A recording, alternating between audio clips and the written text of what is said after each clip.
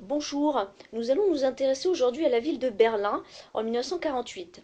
Alors je vous rappelle donc que Berlin se situe en Allemagne. Alors pourquoi s'intéresser à la ville de Berlin? Tout simplement parce que Berlin devient très rapidement, après la Seconde Guerre mondiale, un enjeu de lutte entre les États-Unis et l'URSS en pleine guerre froide. Donc elle devient peu à peu une ville symbole de la guerre froide.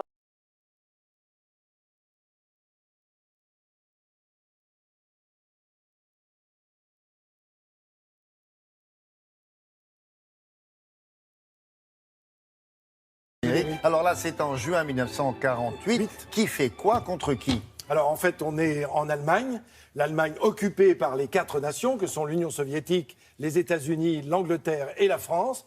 Et vous savez que Berlin est divisé. Alors l'Allemagne est divisée en quatre parties et Berlin est divisé aussi en quatre parties. On va regarder une carte tout de suite parce que pour mieux comprendre ce qui se passe ce jour-là, vous voyez la partie soviétique qui est en rouge, à droite de votre écran. Berlin se trouve à l'intérieur, complètement à l'intérieur de la zone soviétique. Et Berlin est divisé aussi en quatre, hein, chacun a sa partie. Or, l'URSS décide, Joseph Staline, en 1948, trouve que les Occidentaux sont un peu trop gourmands à Berlin et il décide de fermer tous les accès par voie terrestre pour aller jusqu'à Berlin, même dans les zones qui sont Donc occidentales. c'est un blocus. Plus personne ne peut entrer Voilà. à Berlin. Néanmoins, dans Berlin, il y a encore les quatre nations. Les quatre nations. Qui divisent. Il y a des représentants. Il y a des représentants. D'accord. Et il y a 2 millions de personnes. À partir du moment où Staline dit je ferme les accès, qu'est-ce qu'il ferme comme accès? Les accès routiers, Oui. donc plus aucun camion ne peut venir livrer.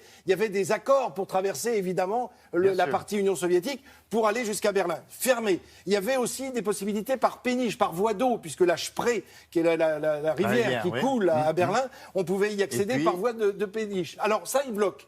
Et il laisse uniquement l'accès aérien. Voilà pourquoi ce blocus dirigé contre les Occidentaux. Alors pourquoi? Qu'est-ce qui les oppose, en fait, les Soviétiques aux Occidentaux? C'est tout simplement que les Américains ont lancé le plan Marshall et ils veulent mettre une nouvelle monnaie à l'intérieur de la partie occidentale de Berlin.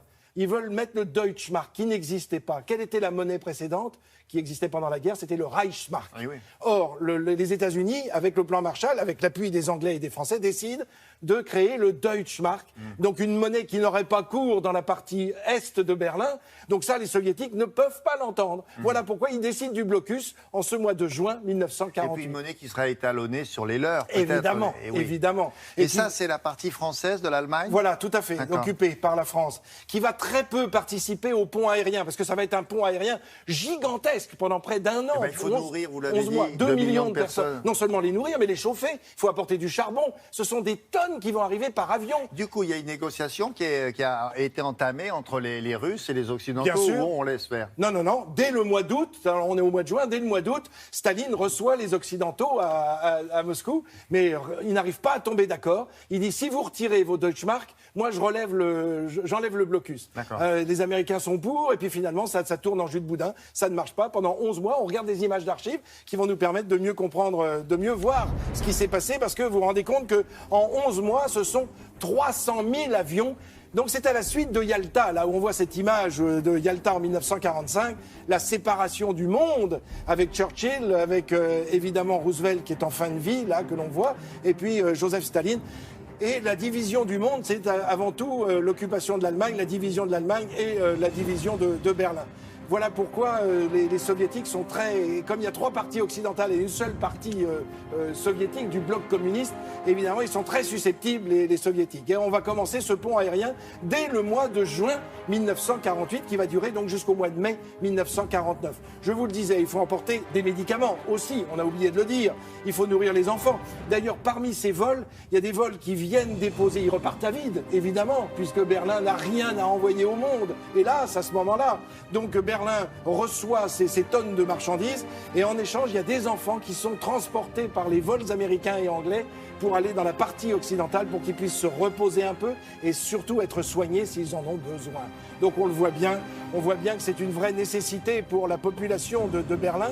On est en 1948 et le monde occidental, évidemment, vient soutenir cette population de Berlin. Et pourtant, on sait que 3 ans plus tôt, c'était la guerre, c'était la terrible guerre, c'était la Shoah, c'était tout cela. Donc Là, il y a un vrai symbole en 1948-1949. Je vous disais 300 000 vols d'avions qui vont se poser à Tempelhof, notamment l'aéroport de... voilà, on vient de le voir, l'aéroport de Berlin. Et pratiquement un avion qui se pose toutes les 3 minutes.